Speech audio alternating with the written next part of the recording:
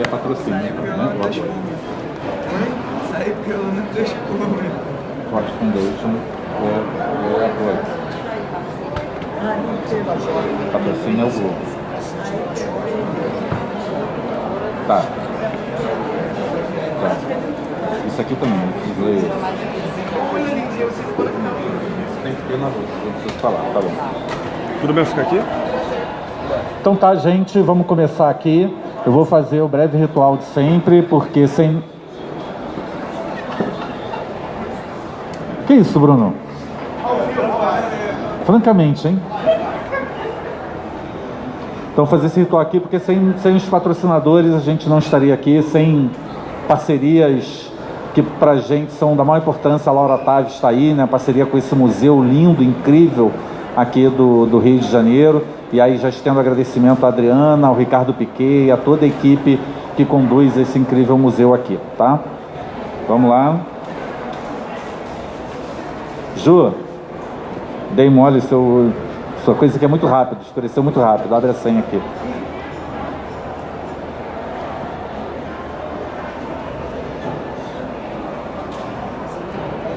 Tem um tomado sobre.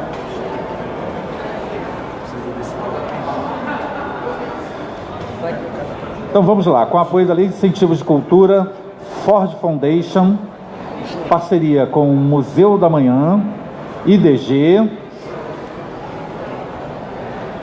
e o patrocínio de Globo, ISS, Lei de Incentivo à Cultura, Cultura Mais Diversidade, Prefeitura do Rio de Janeiro, a realização da ASEC, Ministério da Cultura, Brasil, Governo Federal. Então com isso... e o apoio, evidentemente, né, nosso mais novo parceiro, que vai permitir a gente levar essa trajetória até o final, que é a Open Society, né? Queria mais uma vez agradecer, Laura, pela parceria aqui, esse lugar incrível, falar aqui com essa vista e chamar para trocar uma ideia com a gente aqui hoje, já agradecendo também a uma das grandes produtoras da história dessa nossa cidade, Cone Lopes, que é uma grande parceira da Natasha Isocon. Queria chamar para falar ele, que é um multiartista, né? Poeta, cantor, escritor, foi ministro da Cultura de Cabo Verde e é uma das figuras que habitam o nosso imaginário hoje com o que há de melhor. Então queria chamar o Mário Lúcio, por favor.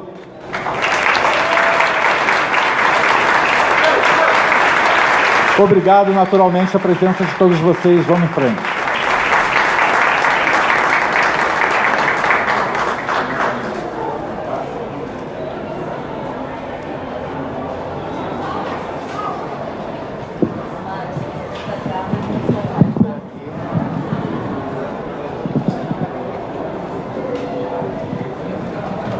Boa tarde a todas e a todos. Como vamos? É sempre um momento importante. Nós podemos conversar com o outro.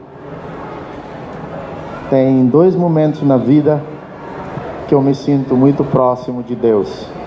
Eu, quando vejo uma criança, eu fico com a noção de que realmente a gente decresce e não cresce com o tempo. E quando posso partilhar qualquer coisa que eu tenha com o próximo, com o outro. E eu aprendi isso um dia que a minha filha estava muito chateada. Eu perguntei, mas você está chateada com quem ou com quê? Ah, com uma amiga minha. Mas ela está aqui? Não. Então eu falei, então você está chateada com você mesma, né? Ela nem está aqui para ouvir você. Mas depois pensei numa coisa engraçada. Se para ficar chateado alguém precisa de alguém, chatear é bom. Ficar chateado é bom. Porque aprendemos com isso que nós, no singular, não existe. A gente precisa do outro até para ter raiva dele. Não é? E eu acho muito engraçado que a palavra caos não tem singular. O caos já nasce no plural. E é daí que nasceu tudo o resto. Foi do caos que nasceu o cosmos. e a palavra é plural. Então, no outro dia também, eu estava conversando com um amigo e eu falei, mas nós somos muito imperfeitos. Ele chama-nos seres humanos. Nós devíamos ser seres dois manos. Na verdade, já que estou falando para poetas, em vez de ser um humano, dois manos. A gente não existe sozinho. Eu tenho uma música que se chama Amizade e que diz assim: amizade, saudade, compaixão, é modo amor de mãe. Cadê binada, uma hora. Que indiferença tá pode, que indiferença crê governa. Cada um é cada qual, mami comigo cada dueto, nem curracha dentro meio, famota fica tá falta madre, riso e sedução, que é magia só de dois. Eu cantei em crioulo, a língua oficial de Cabo Verde, tá? A língua nacional. E traduzindo para o português diz: a amizade, a saudade e a compaixão são como amor de mãe, impagáveis, impagáveis. Dar, receber e agasalhar também são impagáveis, como o amor de uma mãe. O choro, o aviso e os aplausos também são impagáveis, como o amor de mãe. Porque quando a indiferença governa e as diferenças querem ocupar lugares, aí cada um é cada qual. Mas a gente tem que se lembrar que eu e mim não faz um dueto. Mesmo que você me parta pelo meio, vai ficar a faltar sempre a madre, a matriz, o riso e a sedução. São magias que só acontecem entre duas pessoas. Essa perspectiva do outro tem uma importância transcendental.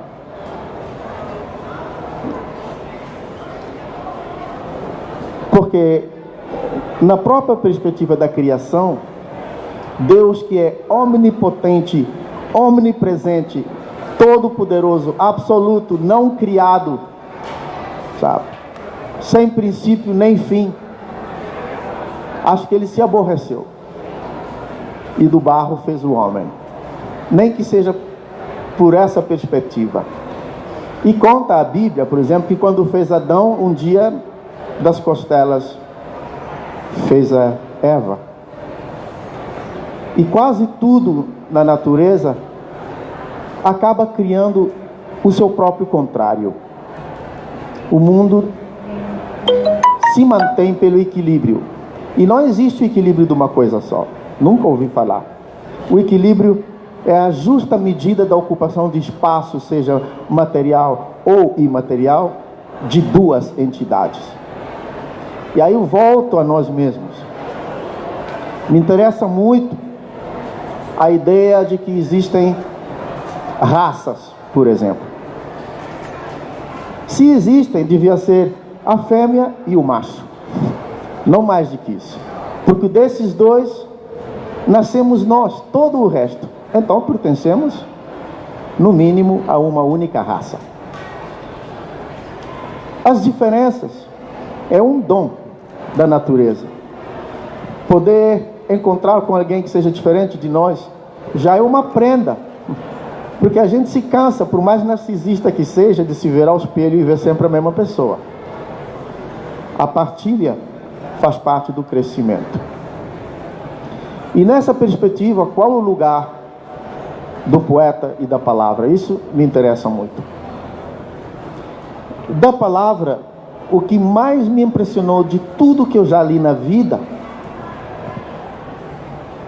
é o versículo 1 do capítulo de Gênesis, do Velho Testamento, e que de forma muito engraçada é retomado na abertura do Novo Testamento, nos Evangelhos. E que diz: e no princípio era o Verbo. A minha mente não tem capacidade de entender tudo que essa frase encerra. Como que no princípio era o verbo? Nós temos que pensar nisso. Quer dizer que Deus, nessa perspectiva poético-religiosa, fez tudo bonito, mas nada existiu até que Ele mesmo tenha criado a palavra para que cada coisa passasse a existir pela sua própria identidade. O que eu mais acho engraçado, eu não sei se é a palavra identidade que nasceu primeiro ou se foi a entidade que nasceu primeiro. De todo modo, identidade significa entidades semelhantes ou paralelas. Isso me interpela. Falemos de identidade. Há uma grande confusão ao falarmos de identidade. Mas, na verdade, o que mais me impressiona é que enquanto as identidades têm tendência a separar as pessoas, o verbo não. Você diz, eu me identifico com quem? Eu me identifico com você. Eu me identifiquei com. Isso só existe na literatura antiga, no Mahabharata e no Bhagavad Gita dos hinduístas, que diz, eu não medito sobre, eu medito com. Eu vou meditar com o sol, vou meditar com o ar, vou meditar com o amor ou vou meditar com você. E não sobre. Por quê? Tem muito a ver com a relação. Quando você contempla alguma coisa, você não só contempla consigo mesmo, mas você não contempla com. Você contempla o objeto. Você observa o objeto. Mas quando você reparar bem, a palavra observar cria uma separação entre nós e o objeto observado. O mais engraçado é que a palavra contemplar põe em relação, pelo prefixo com. Então, de repente, nós, pelo outro, nos tornamos sagrados. Quando eu observo, você é estranho. Mas quando eu contemplo, nós dois nos tornamos dois templos imediatamente. Isso se chama a poética da relação. A poética da relação nos ensina que mais importante do que eu é o meu próximo, é o outro. E o verbo explica isso na palavra contemplar, na palavra conversar, na palavra corresponder. É muito bonito. E aí vem a parte do que significa o poeta nesse percurso. O poeta, ele é um cultor de palavras, mas eu diria que isso, mais do que uma bênção, é um castigo. Já dizia Chico Buarque que os poetas, como os cegos, podem ver na escuridão. O papel do poeta é mais um elemento natural do que social. Porque, na verdade, a partir do momento que a gente nasce, essa é a lógica da vida. A gente não cresce, ainda que aumenta de tamanho. Mas puro só um menino. Com o caminho, nós vamos nos envenenarmos de coisas. A gente desaprende muito com o tempo. A gente desaprende até desaprender a viver e morre. Se a gente aprendesse alguma coisa na vida, Matusalém ainda estava cá cheio de experiência. Mas não está. Isso quer dizer que o máximo que nós podemos fazer na vida é aprender a gerir as nossas fraquezas e os nossos defeitos. Então, para isso servem os livros, as escolas e, evidentemente, o que o poeta ensina? Que à medida que a sociedade vai se tornando mais rápido, nós vamos perdendo a conexão com a natureza, com as coisas da vida. E isso torna a nossa mente uma esquina de qualquer canto de uma cidade ou de um lugar. E a gente briga às vezes por causa disso. A gente se discrimina, porque todo o material que está dentro da nossa mente é um material de uma esquina. A gente esquece do cosmos todo. E aí de repente chega o poeta e perverte tudo, não é? Então, a poesia ainda, e eu espero que sempre, porque assim foi no princípio, quando era o verbo, tem esse dom de nos despertar para aquilo que a gente foi, ainda tem a possibilidade de voltar a ser. Porque os poetas morrem e a poesia continua. Sem a poesia não existiria a humanidade, em primeiro lugar.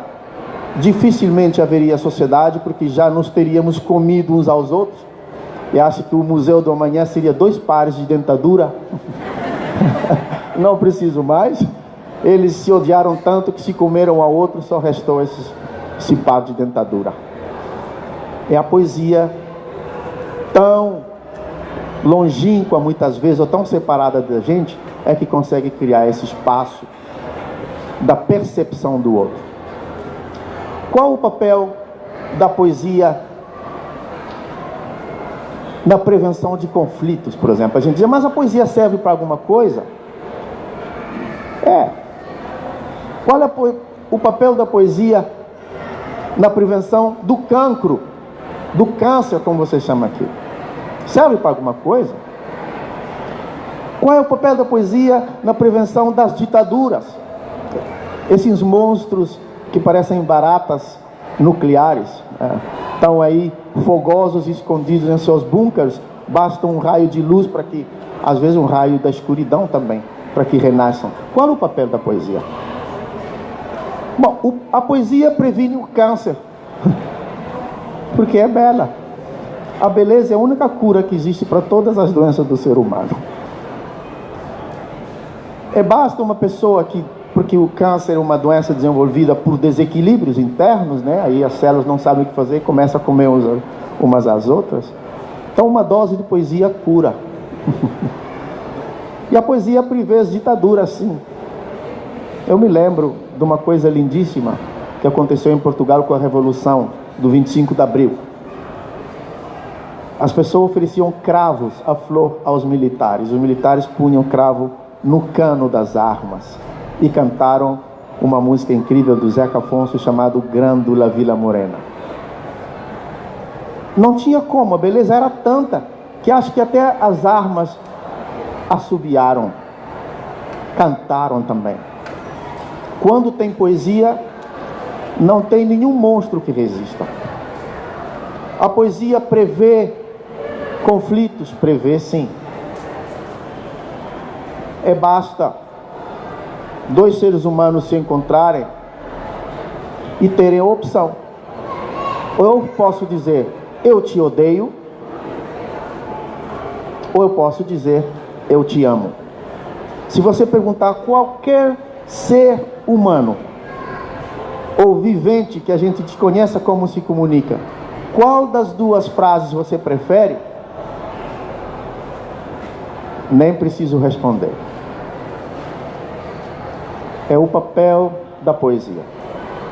Mas nós não inventamos a poesia, somos veículos. Os poetas são veículos sensíveis da poesia.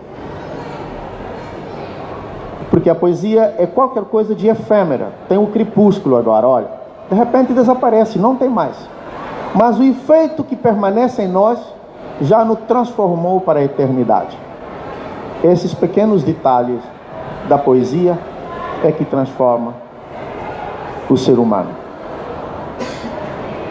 Concluo esse pensamento improvisado porque eu gosto de dialogar, ouvir, ser questionado e responder na medida das possibilidades, com um exemplo muito prático. Aqui está um grupo de gente e não somos um exército. O que é que nos uniu? A poesia. Então, uma das coisas que me interpela é que o aparentemente belo pode ser tudo na vida. O que distingue o aparentemente belo do verdadeiramente belo é a ética.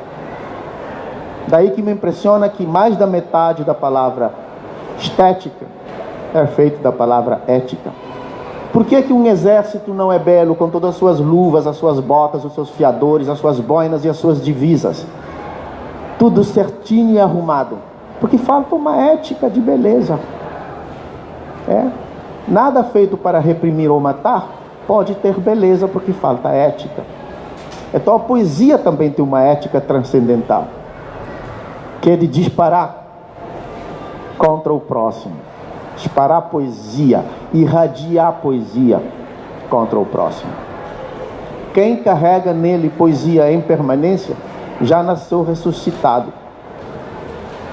E isso deve nos estimular a partilhar nossa vida com o outro e a receber tudo o que o outro tem para emanar em relação a nós.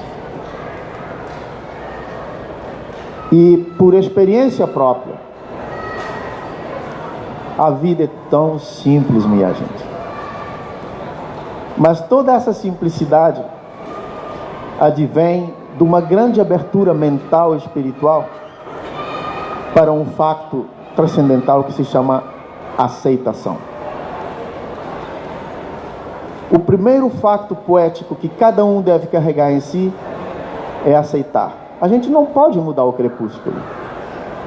A gente não pode mudar as asas de uma borboleta. Esqueçamos, não dá para mudar.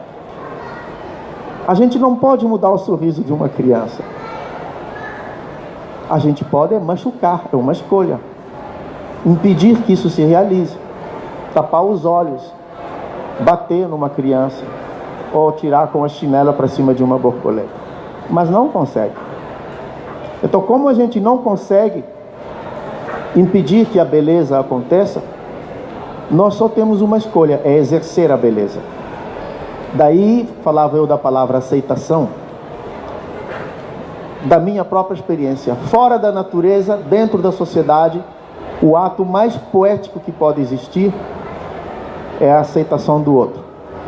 Porque sem isso você nem sequer é capaz de amar. Quem ama muito e despreza o outro porque tem cabelo crespo, ainda tem muito que aprender a amar. Quem ama muito e despreza o outro porque tem olhos azuis, tem muito que aprender a amar.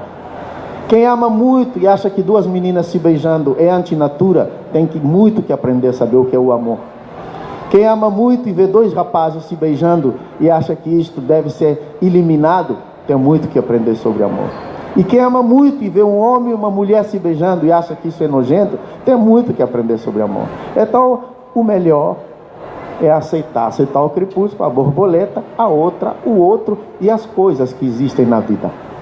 Porque a aceitação tem uma prenda imediata. Você acaba de aceitar, você já é melhor que a pessoa que emanou isso em direção a você, porque você cresceu, acumulou, acrescentou. Toda a minha perspectiva de ver a poesia não é a escrita, não é só a escrita, não é só o livro publicado, não é só o conceito do belo pelo belo. É alguma coisa de lá que consegue nos trespassar e nos conectar de uma forma invisível.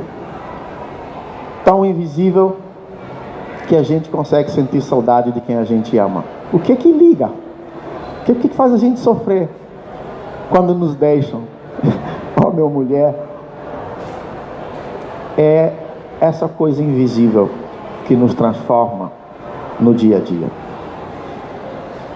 Se querermos pelo menos ser felizes, a poesia em si tem que se tornar uma ética de vida para cada um de nós. Obrigado.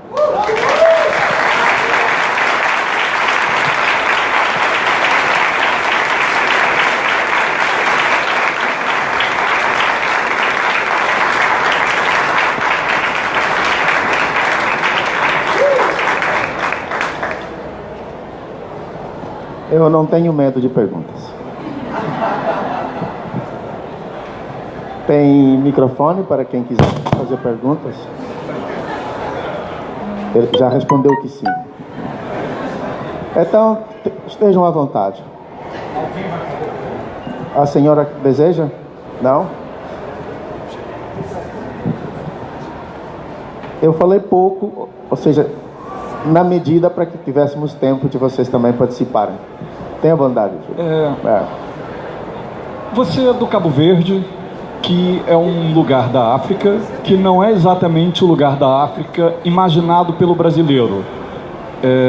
O brasileiro imagina uma África com uma história milenar, com uma história que está quase no nível da formação da humanidade. Ainda que isso seja uma tese discutível, até onde eu sei, você é uma das pessoas que questiona essa ideia dessa África formadora da humanidade, mas sendo ela verdadeira ou não, ela não tem a ver com Cabo Verde. Cabo Verde era um arquipélago não habitado que surge junto com a escravidão como um entreposto do comércio escravo na história do mundo. E ele surge quase como um não lugar, como quase a própria utopia lá e a partir de homens brancos, mulheres negras, e surge algo que é também algo de um tanto delicado de se discutir no Brasil, que é essa ideia de creolidade, essa ideia de misturas.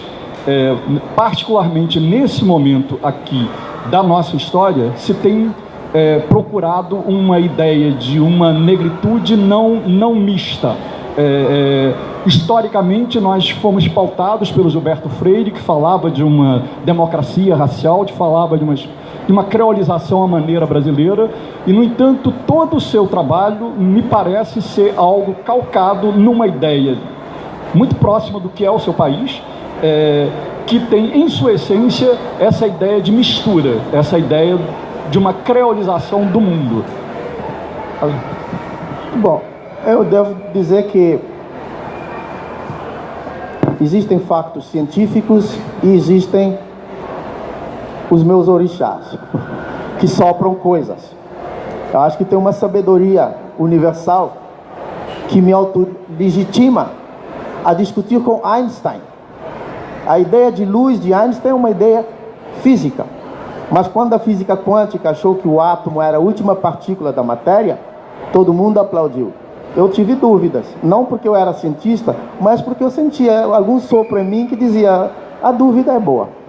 Agora passamos para o quarks, já estamos nos fratais da matéria, passamos para os neutrões, os eletrões, os protões, e o último, descobriram o bosão de Higgs, chamada partícula de Deus. E depois de lá, ainda deve faltar mais 1 milhão de partículas subquânticas para serem encontradas.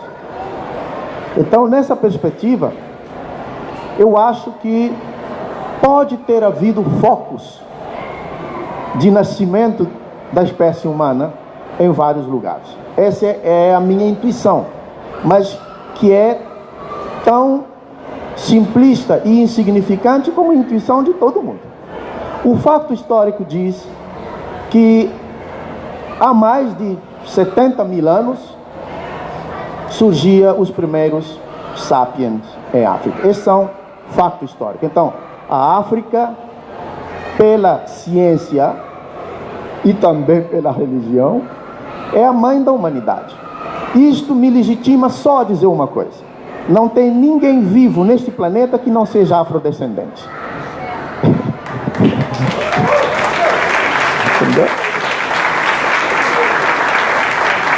Por aí, está muito errado aquele que há 65 milhões de anos começou a viajar à procura de água, de pastos, e foi parar na Finlândia. Pegou menos melanina, menos sol e virou branquinho. Eu fui mais preguiçoso e fiquei lá, e fiquei pretinho. Mas a gente começou na mesma casa. Então, afrodescendente tem a ver com a nossa genética. Daí que falar de raça só é aceitável se tiver uma conotação que todos nós já sabemos o que é. É uma palavra mais simples para determinar grupos de indivíduos com a mesma identidade. Mas não existe mais coisas do que isso. A raça já está provada, é uma só, é humana. Então, discriminar o outro porque é mais preto ou porque é mais branco ainda faz parte da nossa ignorância. É só saber que 99% da célula do homem mais branco do mundo com o mais negro do mundo são iguais. Isso está claro. Então, África significa isso. Isso é uma África que eu chamaria de transcendental. Depois tem Uma África pré-colonial. Essa África que deu 4 papas ao Vaticano e 2 imperadores a Roma. Essa África dos egípcios, dos faraós, dos dogons, dos Zulu, sabe? Tudo isso é patrimônio de todo mundo.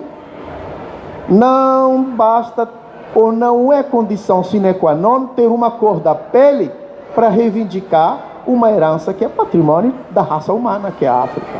África pré-colonial. E depois tem a África colonizada. Aí nasce Cabo Verde. Era 10 ilhas desabitadas, no mar, a 500 quilômetros do Senegal, a 3 horas e meia de avião de Fortaleza, a 3 horas e meia de Lisboa, aí no meio do Atlântico.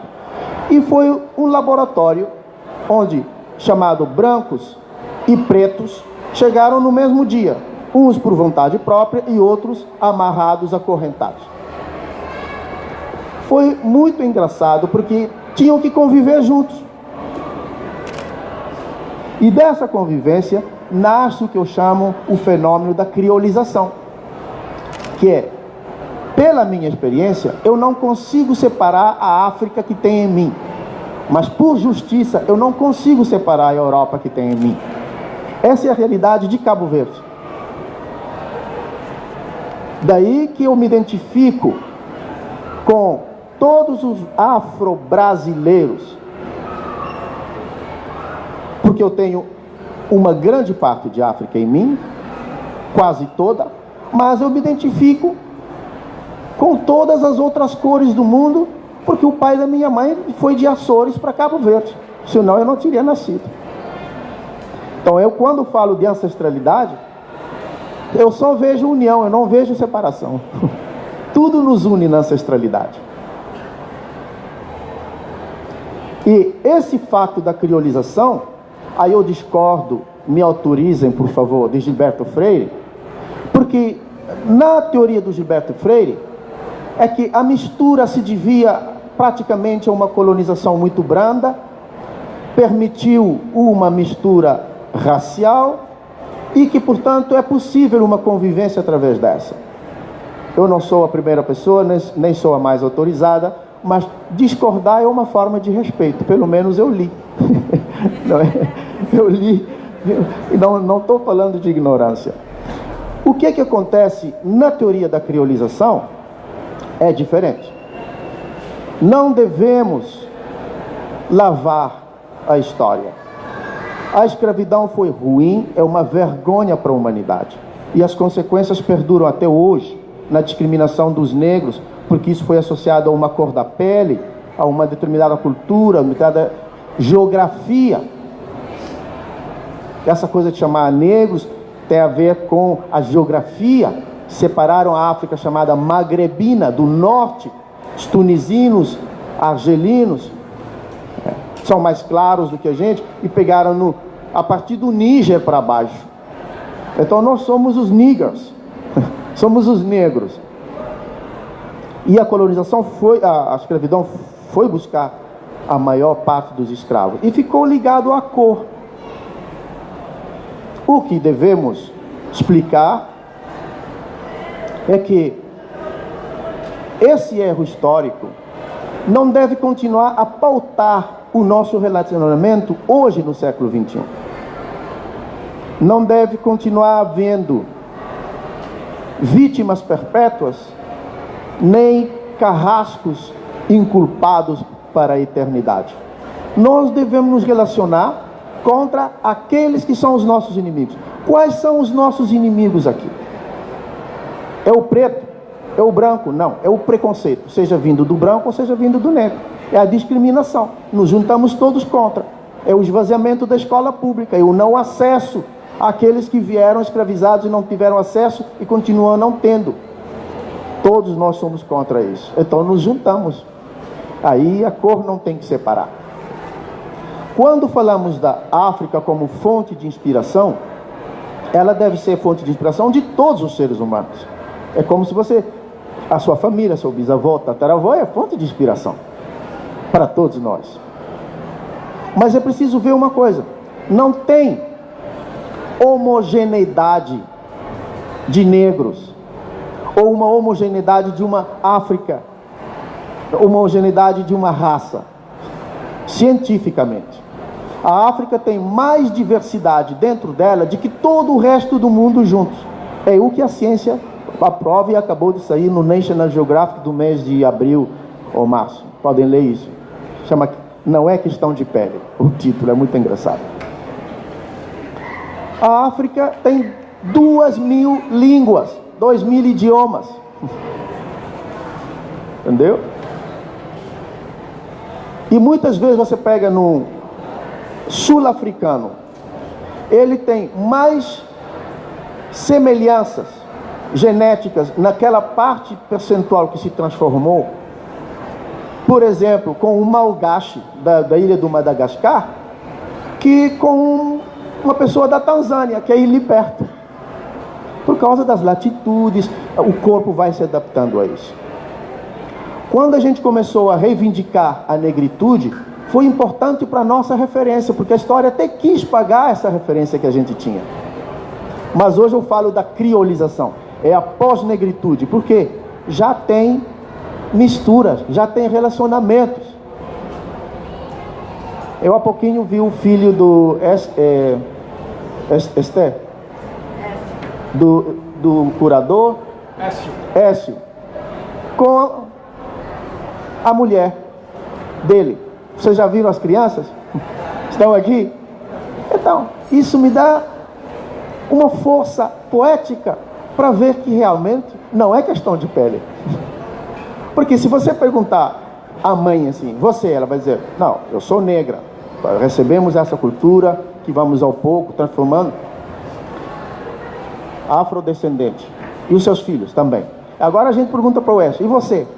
Bom, os meus pais têm origem na Itália, no Líbano, na Síria, não sei onde.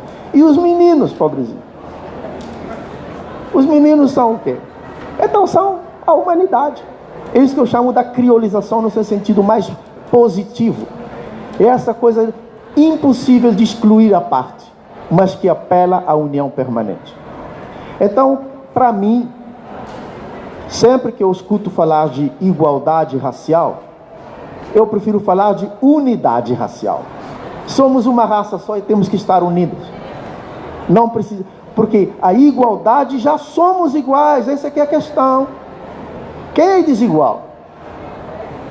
É o preto, o azul, o branco ou o amarelo? Eu não aceito que me digam que eu sou desigual a ninguém. Eu sou igual a todo mundo.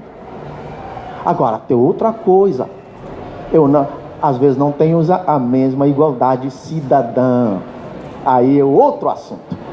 Igualdade cidadã, que é ter os mesmos direitos, o mesmo acesso, ser respeitado, ter direito a emprego, a aceder à universidade, sem olhar para a minha cor ou para a minha ascendência. Isso chama igualdade cidadã. Mas de raça já somos iguais. Essa história foi inventada por Morton, um cientista que pegou os crânios, já contei essa história, encheu de pimenta, e à medida que ia esvaziando os crânios, segundo a quantidade de pimenta, dizia qual era o crânio mais inteligente. E para favorecer o que ele tinha em mente, disse, mais inteligente é o caucasiano, a raça branca incrível lá, tal. Cabe mais pimenta dentro da caveira, olha só. O segundo, quem vem? Vem os asiáticos do Oriente Médio. Terceiro, os asiáticos do Sul. Ele dizia, até pode ser assimilado e tal. E quarto, botou os índios, ele chamou na época indo-europeus, estava se referindo aos que habitam a América do Norte, América do Sul, Brasil, Bolívia, Peru. E lá no fundo diz, a raça etíope. Ainda nem utilizava a palavra negra, a raça etíope. E quando utilizaram a palavra negra para catalogar essas pessoas, isso continuou e nós repetimos. Então, a nossa luta hoje é dizer, não, raça só tem uma e igualdade, todos somos iguais. Agora vamos lutar pela igualdade cidadã e precisamos de apoio de todo mundo. Aquele que é branco precisa do preto, aquele que é preto precisa do branco. A gente se dá as mãos e luta contra o inimigo que a gente sabe que existe. contra as possibilidades do ressurgimento das ditaduras, contra as exclusões por causa do sexo, da filosofia, do pensamento ou da religião de cada qual. Eu, quando entro no elevador aqui no Brasil, todos os dias, como vocês dizem, eu não sei se rio ou se choro, que diz: é proibido qualquer forma de discriminação por origem, cor, sexo, raça. Isso tem que sair da lei imediatamente, sabe? Somos uma única raça. Agora, essa perspectiva sincera, verdadeira, humilde e colaborativa de encontrarmos o ponto que nos une, não aquele que nos separa, é importante. Quais são os pontos que nos unem? Lá no passado, é a Mãe África. Cientificamente provado, culturalmente. Todos nós somos afrodescendentes. Agora, qual é o ponto que deve nos unir hoje nessa sociedade dividida e crispada? É o amor. Às vezes pergunta: sim, mas o racismo existe? Claro que existe. Negá-lo é não querer combater. Agora, como é que a gente combate essas coisas? Na origem, só com o amor. O Écio já fez a parte dele. Amando-se, a gente acaba com os preconceitos e as ignorâncias. É lá no fundo. E isso no futuro vai dar o quê? Quando a gente se olhar, a gente é livre de escolher os grupos sociais onde a gente quer estar. E todo humano gosta de grupo. Então você escolhe: eu gosto de estar num grupo onde tem gente que eu gosto. E pode estar de várias cores, ou de uma só. Mas isso não me dá o direito de o meu grupo chamar ele de raça e de excluir o outro grupo. Isso no presente nos dá possibilidade, ainda que com muitas dificuldades e barreiras, mas começarmos, alguém tem que começar em algum lado, a nos amarmos e a quebrar essas barreiras que nos impuseram ao longo da história. Eu falo, como você bem disse, eu agradeço, Júlio, é que falo por experiência própria. Cabo Verde é esse exemplo que está aí, você pode ir visitar e ver como é que a gente não fala de raça, não fala de preto, não fala de branco. Pode ter indivíduos racistas, já te ouvi dizer que tem, mas esse é o problema dele, é ele. Isso vai continuar tendo no mundo todo. Como tem branco racista, tem preto racista, tem azul racista, tem asiático racista, tem tudo. Esse é um problema individual. Como é que o próprio indivíduo combate o racismo? Amando-se a si mesmo e amando ao próximo. Isso não tem dúvida que o caminho é por aí, né? Mas, de imediato, você perguntar: mas se tem, como é que você apregoa essa utopia da gente se amar? É só começar, você vai ver o resultado. Não. Eu queria fazer para a gente.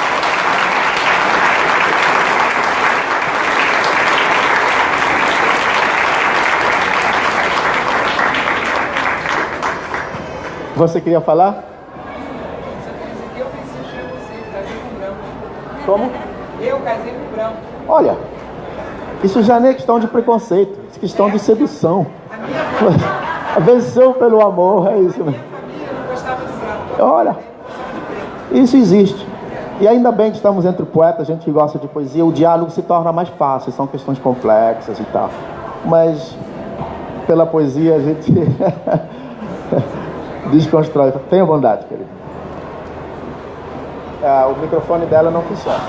Abriu, pode falar. Oi, boa tarde. Benção aos mais velhos. Meu nome é Rejane, sou poeta, camelô. Gostei muito da sua fala, apesar de discordar de alguns pontos, mas como você mesmo falou, né, discordar é um sinal de respeito, porque é sinal que eu ouvi atentamente tudo que o senhor disse. Principalmente os pontos que eu mais discordei foi a questão das relações interraciais, porque eu, como uma pan-africanista em construção, eu acredito numa união de povo, visto que nosso povo é um povo que ainda está muito fragmentado. Como o senhor disse, a gente tem todo esse histórico de descendência europeia, porque a todo momento a gente, a branquitude, esse status quo europeu nos faz lembrar a todo momento da sua história, transforma elas em monumento, transforma elas em nome de rua, está em todos os livros de escola, desde que a gente aprende na alfabetização até o pós-doc, e é uma coisa imposta, entendeu? Visto que a gente não estuda em nenhum lugar, a não ser quando você faz pesquisas próprias, como a pesquisa que eu faço, ou nos quilombos de resistência de educação pan-africanista, sobre a nossa história, sobre essa ancestralidade. Então, a gente, como biologicamente, realmente, nós, a África é o berço da humanidade, todos nós temos resquícios de sangue africano na veia, porém, essa lacuna social ainda existente e forte, entendeu? Quando é só você parar para você olhar para os lados, entendeu? O amor, ele cura, mas nós temos ainda muitos resquícios de dor para ir saciando e sanando muitas doenças, muita fragmentação, entendeu? E eu só vejo isso com uma união de povo, com o povo negro se unindo em relação até nos relacionamentos interraciais. Porque quando nós falamos de relacionamento intrarracial, é uma coisa ainda muito comum. Mas quando nós falamos de relacionamento interracial, eu tiro por mim, porque eu sou uma mulher negra, africana da diáspora, casada com um companheiro negro, isso acaba virando sinônimo de polêmica. Então eu ainda rezo pela resistência de casamento interracial, porque é realmente uma resistência diária. Econômica, uma resistência sentimental, uma resistência colonial, é uma resistência de todas as formas. Eu uso a minha poética para essa resistência, para essa união de povo, para poder realmente passar esses conhecimentos de ancestralidade e identitários do povo preto dentro dessa poética, porque eu sou uma moradora de comunidade e eu vivo num lugar que educadamente, né, tem uma didática colonial, porque é a didática que todo mundo segue no MEC, que a gente vê nos navios negreiros cantando numa grande micareta, porém é um lugar de resistência quilombola mesmo, quando você vê o tratamento, quando você vê as relações, entendeu, que há dentro daquele território, você vê esse resquício quilombola. Entendeu? E eu queria saber como eu posso fazer também para poder fortalecer. Inclusive, se o senhor puder me dar dicas de literatura nesse sentido, entendeu? Porque é o meu objetivo, é fazer um resgate identitário de afrodescendentes brasileiros ou africanos em diáspora, como eu costumo me referir, entendeu? Desse resgate identitário mesmo do povo preto. Entendeu? Que é um objetivo que eu tenho dentro da minha poética e da minha leitura. Obrigada e parabéns. Obrigado. Olha, no tempo que a gente dispõe para conversar, e também quando dizia Cervantes, no Dom Quixote, quando você vai a um lugar, só fala do que você sabe. A realidade do Brasil, só os brasileiros podem realmente falar dela com propriedade. Do que eu tenho vivido em Cabo Verde e no outro... Alô.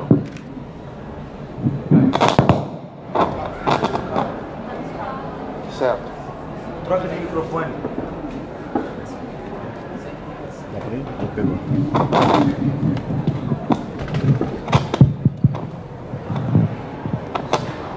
Qual deve ser a nossa perspectiva das coisas?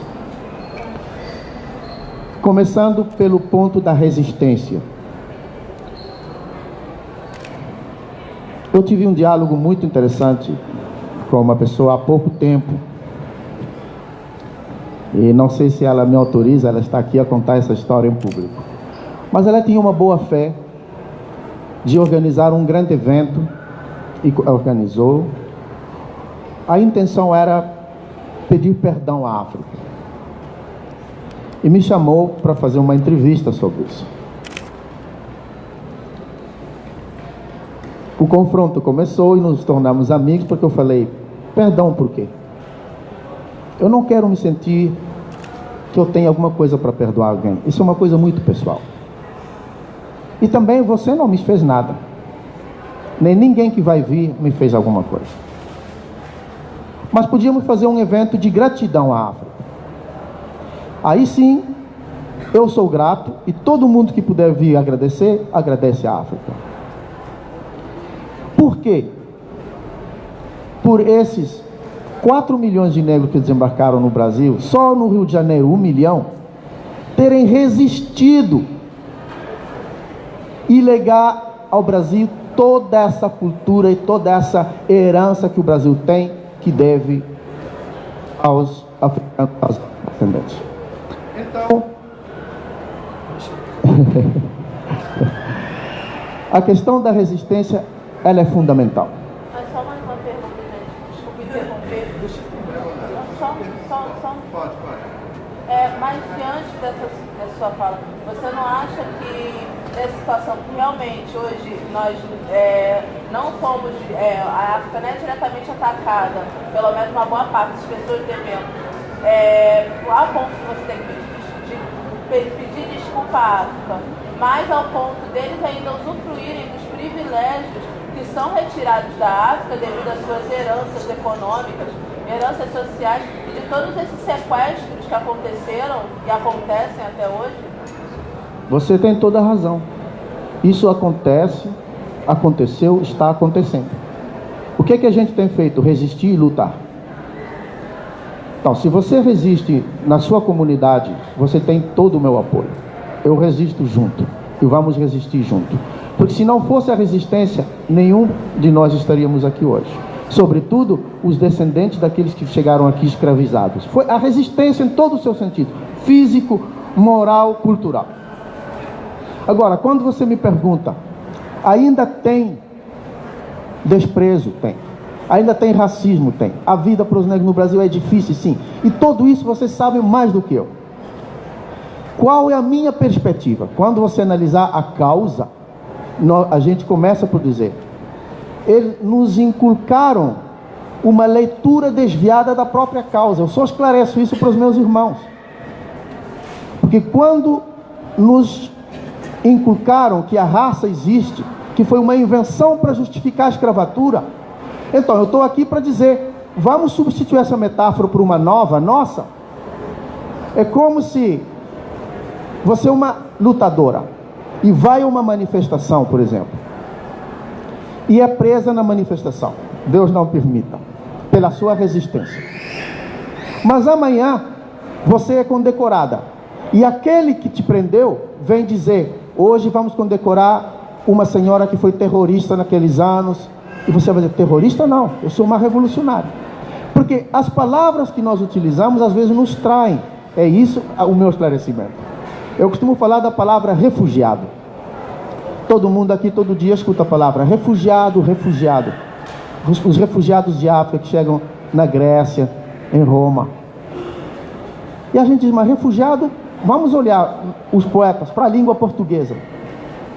Não é? Ou é um particípio passado, é um adjetivo, é um substantivo, mas é relacionado ao refúgio.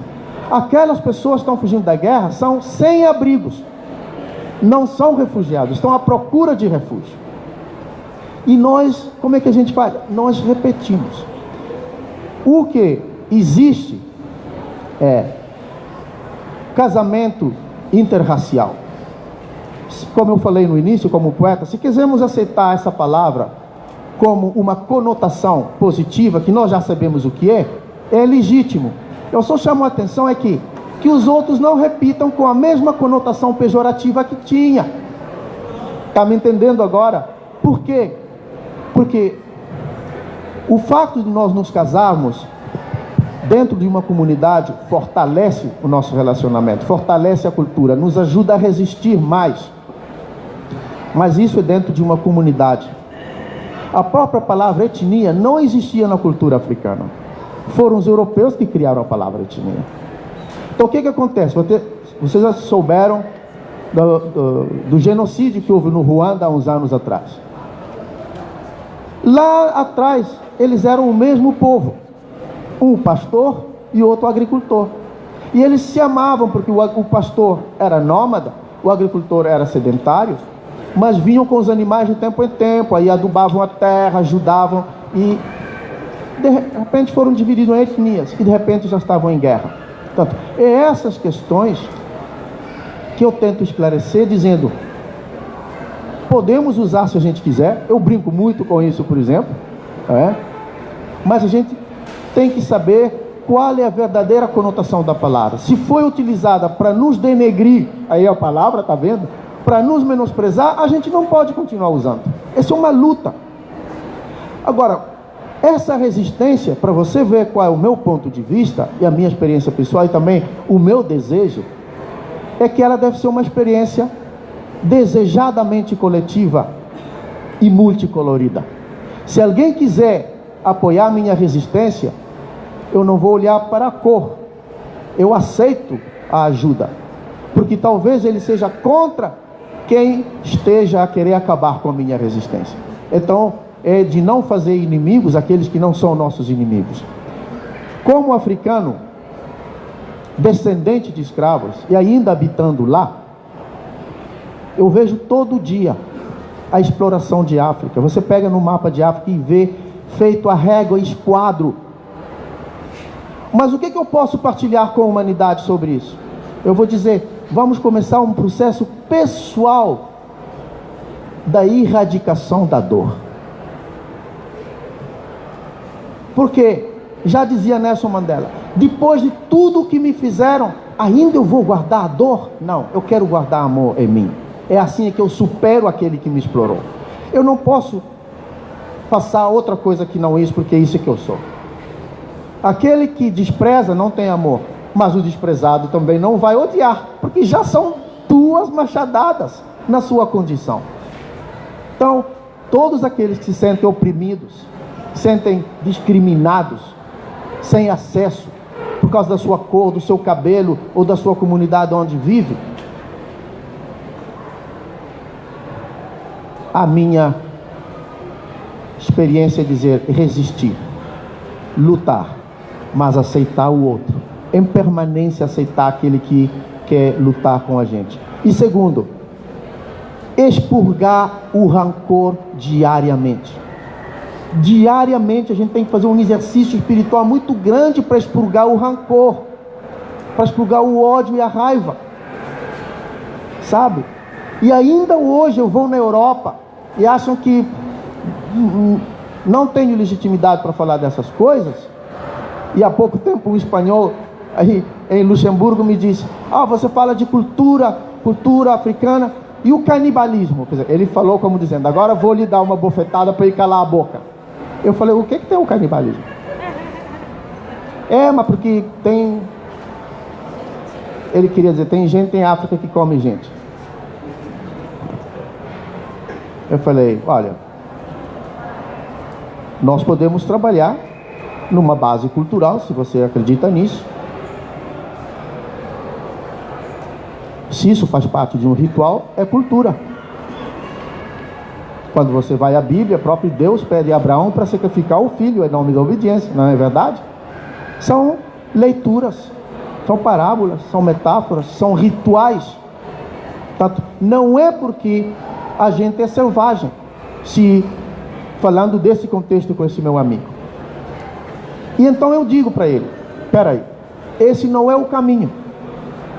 Se formos discutir a África com aquele que não gosta ou é contra, na perspectiva do confronto, eu já falei, vamos terminar 2 pares de dentaduras no museu. Qual o risco que eu assumo é, onde quer que eu vá, quanto mais crispação há, mais falarei do amor. Pode ser difícil, mas não tem outro caminho. Não ensinarei ninguém a odiar. E aqui eu sei que a sociedade está cada dia mais crispada. Então o que eu diria às partes em crispação? Vamos desenvolver a compaixão. Temos que fazer o luto. Temos que expurgar o ódio, o rancor e a ignorância. Uma parte não se deve achar no direito de explorar, de escravizar, de minorizar, sabe? E continuar sacando e sacando e sacando. E eu espero ter a sua compreensão, porque estamos do mesmo lado da barricada com todos os meus irmãos, mas todos os dias, assim como eu falo para os meus filhos, eu falo também para os meus irmãos. Como é que a gente vai vencer? ser capaz de amar aquele que nos odeia.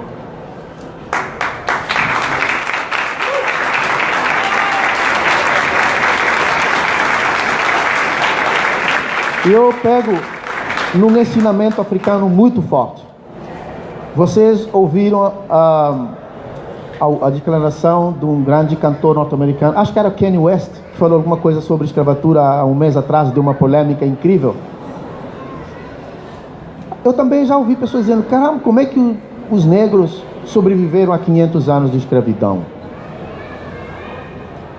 E você sabe que os índios, muitos, se suicidaram, resistiram. E há alguém que faz a leitura dizendo, os negros aceitaram. O que é? Você acha isso? Agora, em África, quando você vai ao continente africano, você aprende uma coisa muito engraçada, que é a noção do tempo que o africano tem. 1000 anos é um dia. Então, quando esses africanos chegaram em vários lugares do mundo, eles podiam, e fizeram, e resistiram, e brigaram. Temos aqui o exemplo do Zumbi dos Palmares e vários outros. Mas mesmo ele ensinava assim, ainda um dia vamos encher esse país de preto. E cá estamos nós. O cara dizia, vamos parir, vamos resistir, vamos tocar os nossos tambores, vamos fazer os nossos cânticos, e daqui a 500 anos isso vai estar mais multiplicado ainda. Vai ter mais gente negra, vai ter mais tambores, vai ter mais cântico. E não é verdade que tem mesmo? Isso só se consegue com uma perspectiva temporal muito grande, muito cósmica, e um grande amor a si próprio e ao outro. É esse ensinamento de não tentar resolver as coisas com impulso. É isso que faz as crispações e alimentam as guerras. Se tem dificuldade, a gente tenta, pela via da compaixão e do amor, compreender e resolver as coisas. Porque o combativismo já é uma bandeira. Estamos fazendo isso todos os dias, até para resistir, para pagar o ônibus, para pagar um menino na escola. É muito difícil, a gente sabe isso. E eu conto, me perguntaram, então qual é a sua postura sobre as cotas para os negros? Aí eu falei, eu sou a favor. Mas sim, mas por quê? Porque foi uma intenção generosa de corrigir um erro histórico. Porque o escravo que veio, ele não foi à universidade no Brasil. Assim como ele não foi, o filho também não foi. E como não foi, o neto também não foi. O neto não foi, o bisneto também não vai. O tataraneto também não chega. Isso vai criando uma injustiça histórica. E não vai porque ele não tinha dinheiro para pagar. E o menino não chega lá também porque, como não tem dinheiro, se alimenta mal. Outro dia porque a mãe não tem dinheiro para pagar o transporte para ele ir na escola.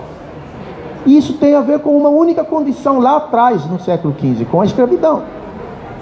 Então, uma forma de corrigir isso é você pegar e dizer, a partir de hoje, esses afro-brasileiros ou afrodescendentes que estão nessas condições, têm uma porta aberta para corrigir isso. Para corrigir um erro histórico. Essa é a boa intenção das cotas. Outra forma de corrigir era investir a longo prazo na educação pública. Aí já não seria preciso mais cotas no futuro. É criar a escola pública fantástica, com todas as condições, os financiamentos para todo mundo ter o mesmo acesso. É isso, mas os políticos têm um ciclo mais curto. Então eu sempre divido com os meus. Vamos pensar no universo, em alguma coisa que nos ultrapassa. Isto é, vamos tentar legar alguma coisa que quando a gente já não estiver cá, os nossos filhos não paguem por isso. Essa é a minha perspectiva do diálogo. Tem crispação, cabe-nos a nós não legar essa crispação aos nossos filhos, porque alguém nos legou isso. Então nós não podemos repetir o que nos faz mal e nos separa. Quem tem filhos sabe disso. Vai demandar esforço, sim, muito esforço, muito grande. Mas é nisso que está a transformação. A gente se amar, dizer, temos aí um conflito, vamos resolver. Nos acantonarmos, vai criar mais guetos, vai criar mais conflitos, e vai precisar mais armas. E aí damos argumento àqueles que nos querem reprimir, para botar os tanques na rua, as polícias, todas as forças de repressão. Quando nunca nenhuma repressão combateu a violência. O que combate a violência é a prevenção. A educação é o amor. E para isso as instituições várias, as ONGs, as escolas são importantes. A perspectiva de reconhecimento da dificuldade, do reconhecimento dos erros históricos e atuais, mas a perspectiva futura é da gente começar agora, fazendo alguma coisa que nos una e que não mais nos separe. Essa é a...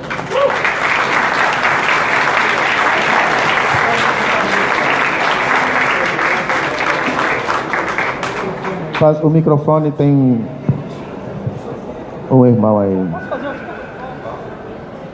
Tenha bondade. Boa tarde. Recentemente, um músico chamado Childish Gambino fez um clipe chamado This is America. Entre outras coisas, nesse clipe, ele abordou que a indústria, especialmente a indústria musical, anda se apropriando da cultura africana com motivos financeiros. Eu queria saber de você a sua opinião em relação a essa indústria, não só da musical, a indústria de entretenimento se apropriar da cultura africana com motivo único e exclusivo financeiro. Qual a sua opinião? Obrigado pela sua pergunta. Então, eu vou dizer o seguinte: ninguém deve se apropriar do que é mal. Se alguém achar que deve se apropriar de alguma coisa boa, que se aproprie. Se alguém achar que vestir-se como um africano se veste é bonito, que vista. Se alguém achar que enrolar o cabelo e fazer dreadlocks como um preto faz e fica bonito, ele quer tentar para ficar lindo, faz também. A apropriação é uma coisa boa. A humanidade só avançou porque nós fomos nos apropriando das coisas melhores um do outro. Da escrita dos fenícios, da matemática dos egípcios, da arquitetura de todo o mundo. E nós fomos nos apropriando. A apropriação deve ser uma coisa positiva. Porque quem não partilha não cresce. Nós não devemos pensar que uma coisa é absolutamente nossa e que devemos ter um monopólio disso. Eu me apropriei do alfabeto cirílico. Eu me apropriei da língua portuguesa. Sabe? Eu me aproprio da moda europeia. De que mais? Eu me aproprio dos seus computadores. Eu me aproprio das suas salas, vou lá fazer shows. E eu gosto que eles se apropriam também, como dizia Macau, do meu cabelo enrolado. Gosto que se apropriem do meu andar gingado. Gosto que se apropriem da minha língua crioula com acento africano. Gosto que se apropriem dos tecidos lindos que a África tem. Nos apropriemos e não mais pensar nisso. Alguém apropria e ganha dinheiro, isso tem a ver com a ética dele. Isso é muito importante. A aceitação do outro. Agora, não proibir. Aceitar que o outro se aproprie. Isso é muito bom. Quer usar turbante? Nós também apropriamos isso. Ficou bonito na gente. Nós apropriamos o uso do turbante. Foram as mulheres portuguesas que pegaram piolho nos barcos e chegaram aqui de cabeça rapada com turbante. Nós não tínhamos essa tradição no continente africano, sabe? Tem muitas coisas que se apropriam do outro. O samba é um exemplo disso, né? Essas apropriações mútuas dão síntese. E nós hoje já, os que estão nesta sala, nós já somos síntese de várias coisas. Já somos essa síntese. E essa síntese deve ser um elemento de união para todos nós. Então, eu aplaudo quem se apropria para fazer o bem. Se fizer o mal, ele vai ter que se ver, que não é bom. Mas eu convido a todos a se apropriarem do melhor que a África tem. Mas também convido todos os africanos a se apropriarem do melhor que a Europa tem. Só assim é que a gente avança.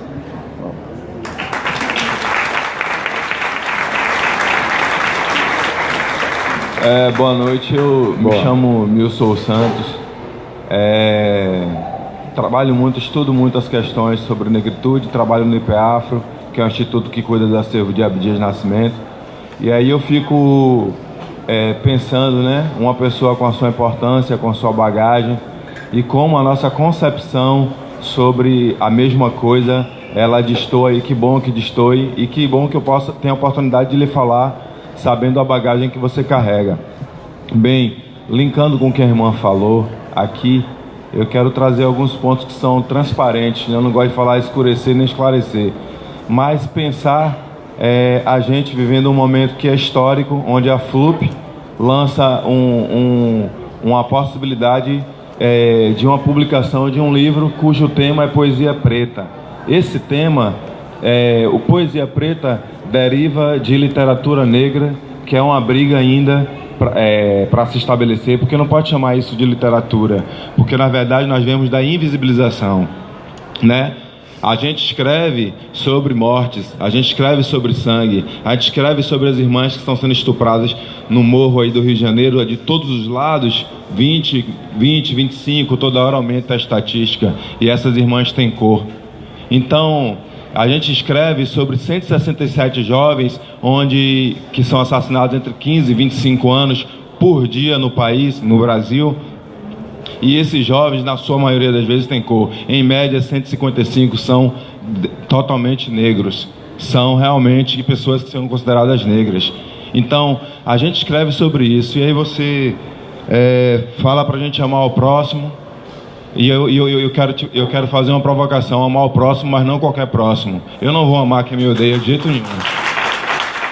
Porque se eu amar quem me odeia, o que está acontecendo vai sempre estar acontecendo. Na verdade, eu gostaria de dizer para quem me odeia que eu estou muito afim de ter a possibilidade de fazer quem me odeia se calar. Esse é meu sonho. Porque para mim, as coisas se resolvem as coisas se resolvem dessa forma. Essa parcialidade só faz com que a gente fique esperando, como você falou, né, 1000 anos para um dia ter uma faculdade com vários professores negros. Não, eu quero professores negros agora. Eu quero lutar agora.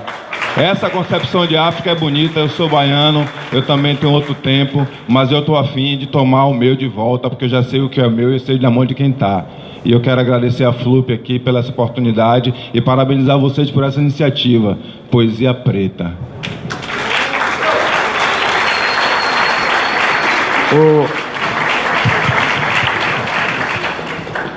Muito obrigado, meu irmão. Eu gosto dessas afirmações de identidade, porque a identidade é que nos faz escolher com quem nós queremos conviver. E aí eu concordo com você. Tudo o que sucede, como eu falei, que você vive todos os dias, deve vir na sua poesia. E a poesia acaba sendo uma forma de luta, de mostrar isso para os outros que não estão atentos. A minha visão das coisas, normalmente, não é uma visão parcial, mas equilibrada. Então, sabe, tem a ver com muita experiência também. E essas experiências, lutas que sejam para a libertação e para o direito ao acesso. Eu acho que os negros, utilizando um termo comum para nós todos, têm direito à universidade agora, já deviam ter há muito tempo, como devem ter direito à saúde. Isso, acho que todos nós sabemos isso. Como eu falei, não vamos repetir porque todo mundo sabe isso, que tem essa injustiça histórica acontecendo. Com o tempo, nós vamos aprender que escrever poesia é um ato de amor. Eu, quando falo de amor, não falo de... E quando falo de amar o próximo, não é exatamente aquele que te esbofeteou. Se alguém me esbofetear, por mais budista que eu seja, eu vou lhe dar uma bofetada também. Agora, eu não vou te contar na irmã do cara que me deu uma bofetada, no habitante do bairro daquele que me deu uma bofetada. Eu vou tentar ir lá e dizer: desculpa, eu bati no cara porque bateu em mim também. Vamos criar um diálogo para que ninguém mais continue batendo um no outro. Então, essa é a minha perspectiva. O que a FLUP fez, eu aceitei falar de poesia preta, é porque é uma questão identitária, é uma questão de afirmação, de acesso, e eu sou absolutamente a favor. E está tudo esclarecido que as cores existem. Eu sempre falo de cor aqui, de branco, de preto, de azul. As cores existem. O que eu esclareço é que isso não legitima ninguém a pensar que uma cor é inferior à outra. Esse é o meu discurso. Isso não legitima ninguém a pensar que uma cor forma uma raça, seja superior ou inferior. Porque já houve hecatombes na humanidade, uma raça que se achava na Europa superior a todas as raças do mundo, e nós vimos no que deu.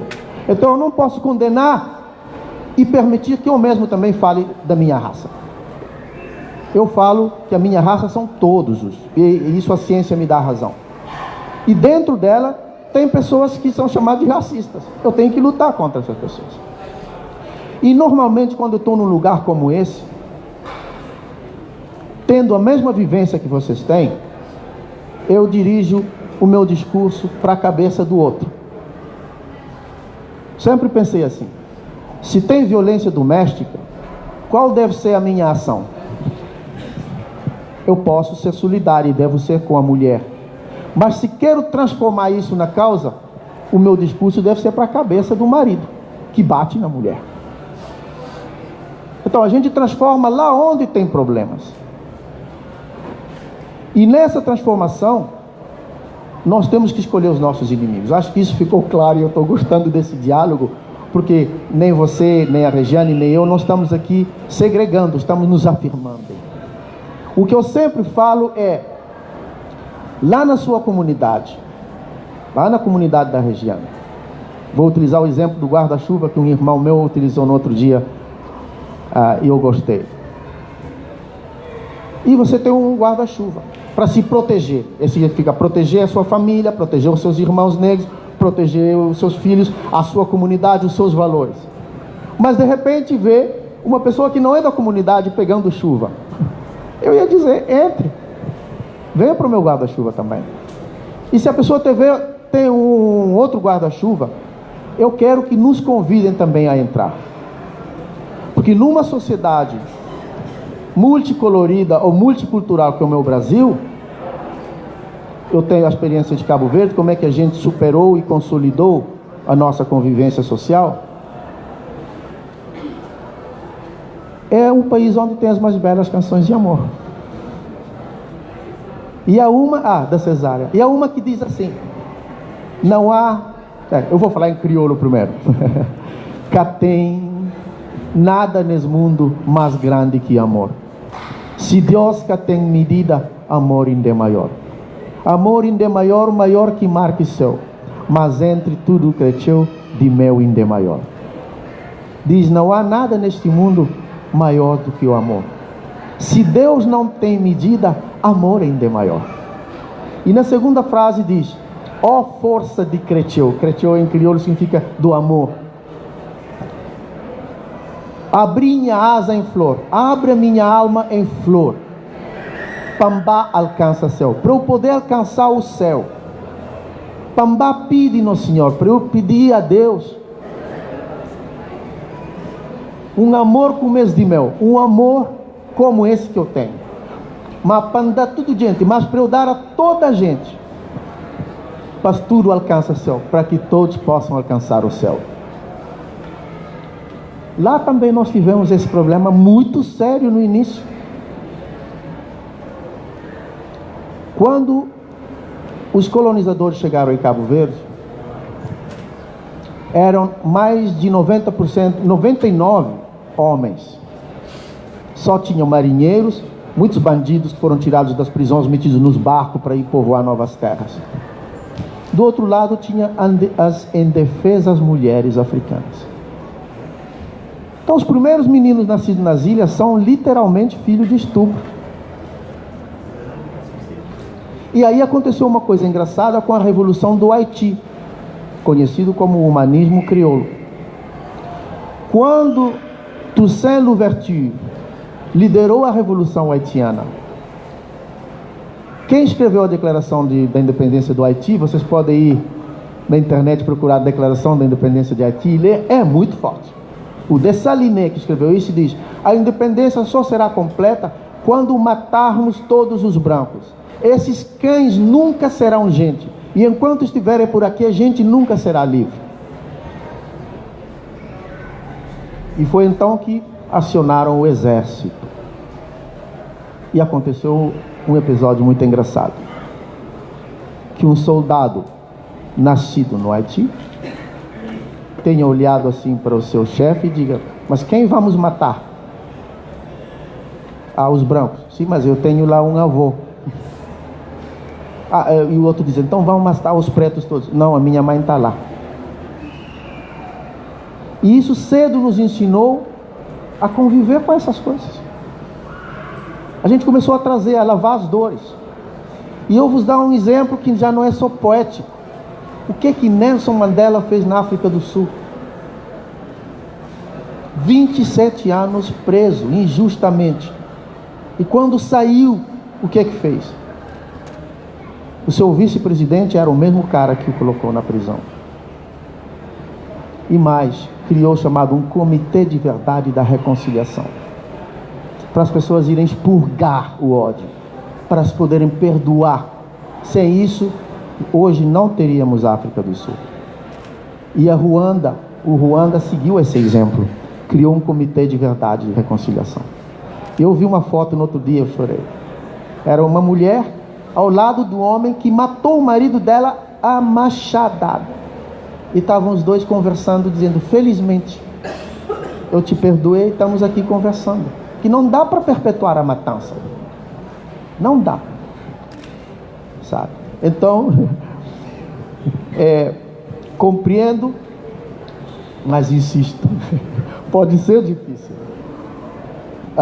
Se alguém te machucar individualmente, eu sei que você tem ginga para se defender e machucar ele. Coletivamente, procure a comunidade dele, ensina o amor que você tem dentro de você. Isso não é uma coisa religiosa, é a vida. É a vida. Então, reconheço que pode ser difícil, mas não há outro caminho. E se a gente quer conseguir conquistas, é olhar para a história da humanidade. Isso nos ensina muito. O único cara que conquistar a humanidade pelo ódio, não é o único, foram vários, mas o mais recente, olha o que fez a humanidade. Se chamava Adolf Hitler. Tinha um ódio incomensurável dentro dele. Tinha forças e quis submeter o mundo aos pés deles, por uma frustração inconsolável.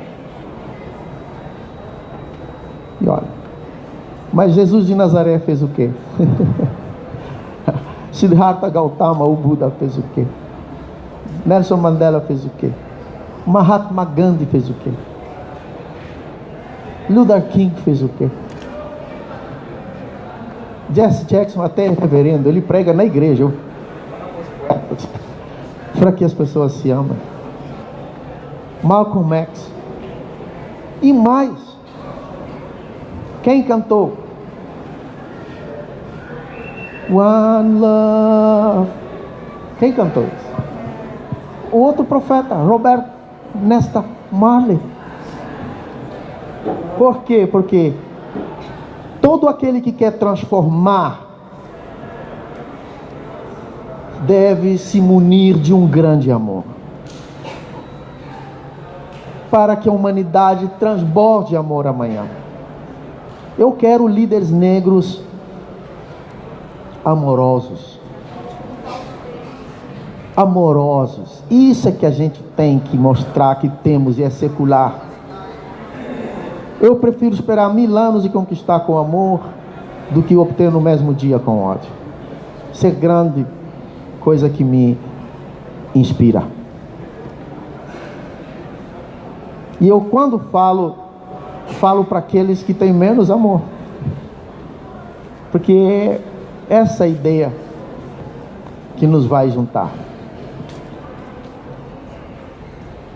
E nós, nesses espaços de diálogo, o do mais belo que tem é essa expressão, as pessoas se expressarem, para nós partilharmos e sermos diferentes. Eu aprendo e me transformo cada dia, cada momento com isso. E que quem escuta esteja também de mente aberta para se transformar, inclusive com a mágoa do outro. Porque a gente tem que ter espaço de carpir as mágoas. E todos devemos, eu falei muito da palavra aceitação. Aceitar o outro. E muito importante, eu sempre distingo o que no budismo se chama inação, que é um trabalho muito difícil, do não fazer nada. Se você não fizer nada, nada acontece. Enquanto que a inação é a grande capacidade de ir na fluidez, de ir no ritmo, no tempo certo para cada coisa. Então, eu sei que insistir no amor é o único mal que faz muito bem. Então vou continuar insistindo. Obrigado, meu amigo. Obrigado, meu irmão.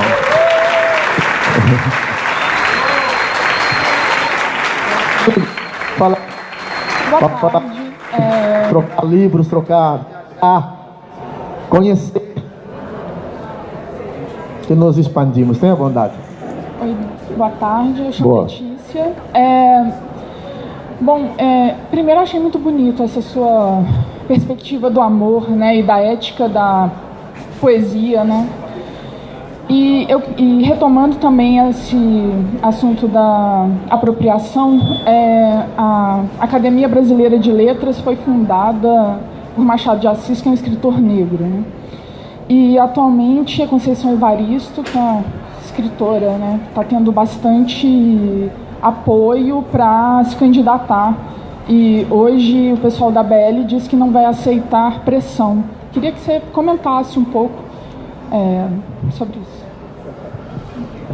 Muito obrigado. Eu não sou dos que tem medo ou reserva de dizer um assunto interno do Brasil eu não vou comentar. Eu posso pecar por achar que a terra é minha casa e tudo que afeta os meus irmãos me afeta. Então, eu primeiro apoio e vou levantar minha voz para que Conceição Evaristo seja membro da Academia Brasileira de Letras. E se isso é pressão, eu vou pressionar. Vou pressionar. Para que Lima Barreto seja mais conhecido e reconhecido. Para que Pixinguinha seja colocado no pedestal que merece. São várias coisas. Para que a história africana seja ensinada na escola com propriedade, com verdade. Para que o nome das ruas em qualquer lugar do mundo tenha também os seus heróis negros. Tudo isso. E se qualquer entidade achar que legitimamente apoiar uma causa é uma pressão, a gente assume a pressão. Mas que viva a Conceição Evaristo, e eu quero que ela seja próximo membro da Academia Brasileira de Letras. Obrigado.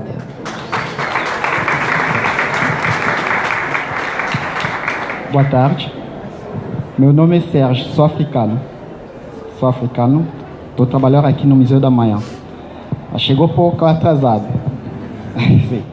Mas eu tenho uma pergunta, mas não sei se é uma pergunta ou você vai descobrir agora. Você falou uma coisa do guarda-chuva para proteger os outros que são fora da proteção.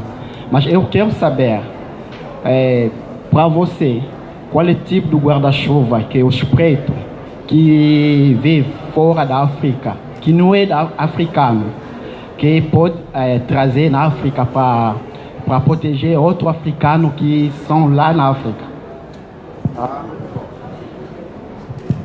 Espero que todos tenham entendido a pergunta. Eu tenho lutado para uma grande solidariedade mundial a favor da diáspora africana. Antes de eu vir para cá, falei com o presidente Pedro Pires, porque já está um movimento muito grande no ar, com grandes personalidades do mundo, para se criar uma instituição que poderá vir a chamar-se Instituto África ou Fundação África. Grandes personalidades do Brasil e do mundo. E o presidente Pedro Pires me dizia uma coisa: nós temos que olhar para a diáspora africana. Porque se no Brasil, por exemplo, foi criado as cotas, você tem pessoas na Martinica, ou os cabo-verdianos que estão em São Tomé, que foram como contratados, como praticamente escravos, e não conseguem voltar, porque não têm meios, vivem na miséria. E é o governo de Cabo Verde que manda pensão para esses velhos que estão em São Tomé. E paga escola, para os filhos, muitos vêm estudar em Cabo Verde. Então é preciso que os africanos, grandes líderes africanos, se reúnam e apoiem a diáspora africana que precise de solidariedade no mundo todo. Seja os afrodescendentes nascidos nessas regiões, ou seja os emigrantes ou imigrantes africanos. Porque ainda tem muito preconceito. Falamos aqui, tem muito racismo, para falar uma palavra mais comum, que prejudica a integração da diáspora africana na sociedade de uma forma normal. Então, uma das ações é isso. Outra ação é o que eu falava há pouco, e aqui no Brasil é fácil, é a própria comunidade, a identidade de grupos. Tem negros aqui lutando para se afirmar, lutando para defender os direitos, lutando para conseguir mais direitos. Então a gente se associa para não ficarmos sozinhos. Nos associamos e lutamos juntos para irmos conseguindo isso pouco a pouco. Mas a grande questão, como nas Antilhas acontece, e mesmo aqui no Brasil também essa questão foi abordada, é que proteção você deve dar para essas pessoas. Mas também financiar os estudos, as pesquisas, como meu irmão aí falou, de pesquisar sobre a negritude, ou sobre a cultura da herança africana, ou sobre outras, mas que nos dê mais informações para compreendermos a nossa cultura. Tudo isso precisa de incentivo. Então é importante que surjam instituições que ajudem a integração da diáspora africana no mundo todo. E a nossa parábola de guarda-chuva é: quem tem deve receber quem está à chuva. E simultaneamente nós podemos criar uma coleção de guarda-chuvas que possam proteger todas as pessoas que precisam dessa proteção. É o meu desejo. Estamos lutando diariamente para isso. Já vamos numa fase relativamente avançada da construção dessa instituição, que tem vários artistas, cantores, escritores, milionários, empresários, todo mundo que investe ou quer a prosperidade de África já foi convidada para, e todo mundo está vendo cada vez mais gente querendo entrar, e é provável que a sede seja no Brasil. É engraçado, e vai ser muito difundido para que todos aqueles que queiram conhecer a África, realizar projetos sobre a África, pesquisar sobre a África, partilhar a África, mas também ser protegido nos seus direitos, na sua condição social, possa ter uma instituição forte de caráter mundial, onde a pessoa possa ir e ser acolhida e ser incentivado e protegido também como cidadão, neste caso eu diria da diáspora, mas também do mundo. Espero que isso aconteça e ajude. Obrigado. Vou fazer uma última pergunta, senão a gente vai ficar aqui até 10 horas da noite.